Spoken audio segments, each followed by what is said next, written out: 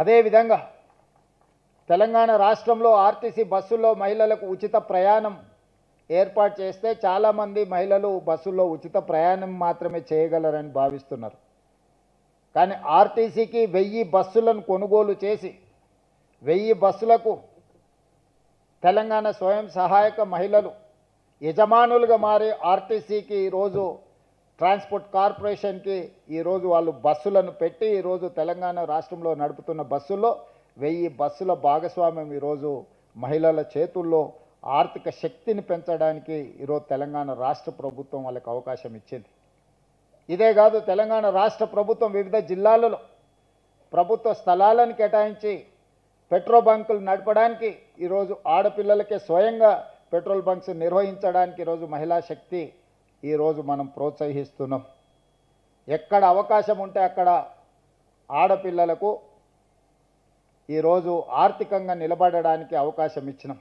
అదే కాదు, దేశంలోనే మొట్టమొదటిసారి మహిళా యూనివర్సిటీకి వీరనారి చాకలి ఐలమ్మ స్ఫూర్తిని పోరాట స్ఫూర్తితో ఈరోజు మహిళా యూనివర్సిటీకి వీరనారి చాకలి ఐలమ్మ పేరు ఈరోజు మనం పెట్టుకోవడం జరిగింది. అంతెందుకు, తెలంగాణ రాష్ట్రానికి తెలంగాణ తల్లి అని ఒక ఆడబిడ్డనే మనం ఒక అమ్మగా ఈరోజు తెలంగాణ రాష్ట్రానికి ఒక స్ఫూర్తిని ఒక మూర్తిని ఈరోజు మన ప్రభుత్వం అందించుకున్నది. అంటే ఈ తెలంగాణ రాష్ట్రంలో మొన్నటి వరకు చీఫ్ సెక్రటరీగా కూడా ఒక మహిళా అధికారే ఉండే, నేను వచ్చిన తర్వాత ఆల్మోస్ట్ 1.5 years. సో ఈరోజు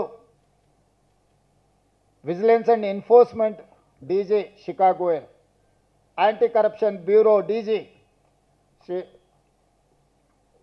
చారు సిన్హా గారు వివిధ శాఖలకి ఈరోజు పోలీస్ డిపార్ట్మెంట్లో అత్యంత కీలకమైన శాఖలు మహిళా అధికారులే. Education secretary principal secretary Yogita Rana, municipal principal secretary T Sridevi ఈరోజు కీలకమైన శాఖలన్నిటిని కూడా చాలా జిల్లాలకు ఎస్పీలుగా, చాలా జిల్లాలకు కలెక్టర్స్గా, ఇంక్లూడింగ్ హైదరాబాద్ కలెక్టర్ మహిళల చేతుల్లో ఈరోజు ఈ ప్రభుత్వం అధికారాన్ని అందించింది. ఈ రాష్ట్ర ప్రభుత్వానికి మహిళల యొక్క శక్తి, మహిళల యొక్క నైపుణ్యం పట్ల సంపూర్ణమైన విశ్వాసం ఉన్నది. కానీ తెలంగాణ రాష్ట్రంలో ఇంకా మహిళలకు సంపూర్ణమైన రక్షణ ఉన్నదా అంటే కొంచెం ఆలోచన చేయాల్సిన పరిస్థితులు ఉన్నాయి. అందుకే ఈరోజు తెలంగాణ రాష్ట్ర ప్రభుత్వం దేశంలోనే మహిళలకు అత్యంత భద్రత కలిగిన రాష్ట్రంగా తెలంగాణను తీర్చిదిద్దాలి అని ఈరోజు ఒక మంచి కార్యక్రమాన్ని తీసుకొని ఈరోజు మిమ్మల్ని అందరిని ఆహ్వానించి ఈరోజు ఇక్కడ 1/3 అమ్మాయిలు ఉంటే 2/3 మేల్ ఫీమేల్ కాంబినేషన్ ఉంది. వాళ్ళ రక్షణ వాళ్ళకు వదిలేయకుండా వాళ్ళ రక్షణ ఇక్కడున్న మనమందరం తీసుకుంటే ఖచ్చితంగా 100% తెలంగాణ రాష్ట్రంలో మహిళలకు రక్షణ అందించబడుతుంది అని నేను భావిస్తున్నా. అందుకే మహిళల రక్షణ కోసము తెలంగాణ యువకులు ఒక బ్రాండ్ అంబాసిడర్గా నిలబడాలి. మనం ఎంత విజయం సాధించినా మహిళలను ఆర్థికంగా నిలబెట్టినప్పుడే ఆ కుటుంబము, ఆ రాష్ట్రము, ఆ దేశము ఆర్థికంగా బలపడుతుంది. తెలంగాణ రాష్ట్రం 2034కి $1 trillion ఎకానమీ, 2047కి $3 trillion ఎకానమీ రీచ్ అవ్వాలి అని అంటే సమాజంలో సగభాగమైన ఆడపిల్లలకు రక్షణ ఉండాలి. రక్షణ ఉన్న ఆడపిల్లలు ఆర్థికంగా ఎదగాలి. ఆర్థికంగా ఎదగాలి అంటే వాళ్ళు చదువుకోవాలి. వంటింటి కుందేళ్లుగా ఇంటికే పరిమితం కాకుండా వాళ్ళలో ఉన్న శక్తి, నైపుణ్యాన్ని ఈరోజు వాళ్ళు అభివృద్ధి చేసుకొని తెలంగాణ ఎకానమీలో వాళ్ళని భాగస్వాములను చేయాలన్నదే మా ప్రభుత్వం యొక్క ఆలోచన.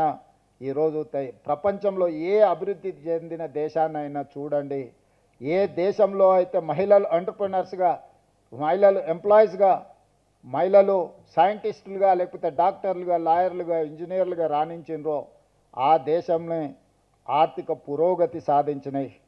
ఈరోజు తెలంగాణ రాష్ట్రం కూడా ఆర్థిక పురోగతి వైపు వేగంగా ప్రయాణం చేస్తుంది అంటే ఈ రాష్ట్రంలో ప్రభుత్వం కానీ, ప్రైవేట్ కార్పొరేట్ సెక్టర్స్లో కానీ మహిళలకు సముచితమైన అవకాశాలు ఉన్నాయి.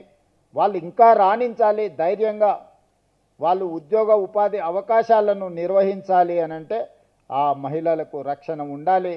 ఆ రక్షణ కల్పించే బాధ్యత చట్టాలు చేయడమో, పోలీసుల పహారాలు కాయడమో సరిపోదు. మనందరం కూడా సామాజిక బాధ్యతగా తీసుకోవాలి. మనందరం కూడా ఆ రక్షణ కల్పించినప్పుడు ఎవరైనా ఏదైనా వాళ్ళకి ఇబ్బంది కలిగించినప్పుడు నిలబడి ప్రశ్నించే అనే తత్వాన్ని మనం పెంచుకోవాలి. నాకెందుకులే అనో చూసి చూడనట్టు ఉండడం కూడా ఒక రకంగా నేరాన్ని ప్రోత్సహించడమే. అది కాలేజీలో కావచ్చు, బస్ స్టాండ్లో కావచ్చు, బస్సులో ప్రయాణం చేసేటప్పుడు కావచ్చు, రైలు ప్రయాణం చేసేటప్పుడు కావచ్చు, ఎనీ అదర్ పబ్లిక్ ప్లేస్ ఎక్కడ ఇలాంటి సంఘటనలు జరిగినా మనం దాన్ని సవరించడానికి ప్రయత్నం చేయాలి. కంప్లీట్ పోలీస్ వ్యవస్థ ఈరోజు టెక్నాలజీని కూడా మనం అడాప్ట్ చేసుకున్నాము. ఈరోజు ఫిజికల్ క్రైమ్ కంటే కూడా సోషల్ క్రైమ్ పెరిగిపోయింది, సోషల్ మీడియా క్రైమ్ పెరిగిపోయింది, సైబర్ క్రైమ్ పెరిగిపోయింది. ఆడపిల్లల్ని వేధించడానికి ఈరోజు టెక్నాలజీని కూడా ఎక్కువగా వినియోగిస్తున్నారు. డీప్ ఫేక్ వీడియోస్ తయారు చేస్తున్నారు. వీటన్నిటిని కూడా మనం ప్రభుత్వ పరంగా నియంత్రించడానికి మన సైబర్ క్రైమ్ డిపార్ట్మెంట్ని కూడా ఎంపవర్ చేసినాం. Chicago L is working on that. And ఈ రక్షణకు సంబంధించి కూడా చారు సిన్హా గారు పూర్తి స్థాయిలో ప్రయత్నం చేస్తున్నారు. మీరు మనము అందరం స్టాండ్ విత్ హర్ అంటే స్లోగన్ రాగానే లేచి నించోవడం కాదు, మనందరం సమస్య వచ్చినప్పుడు నించోవడం అని నేను భావిస్తున్నా. ఇంతకుముందు స్టాండ్ విత్ హర్ అని ఆ సాంగ్ వచ్చినప్పుడు మా అబ్బాయిలు మిత్రులందరూ ఆలోచన చేస్తారు, కొంచెం లేచి నించోవాలనా వద్దా, కూర్చోవాలనా. ఆ సంశయం వద్దు. నిలబడాలి అంటే నిలబడాలి, నిటారుగా నిలబడాలి, గట్టిగా నిలబడాలి. అప్పుడే మన గౌరవం పెరుగుతుంది. నిలబడ్డవాడికే గౌరవం ఉంటుంది.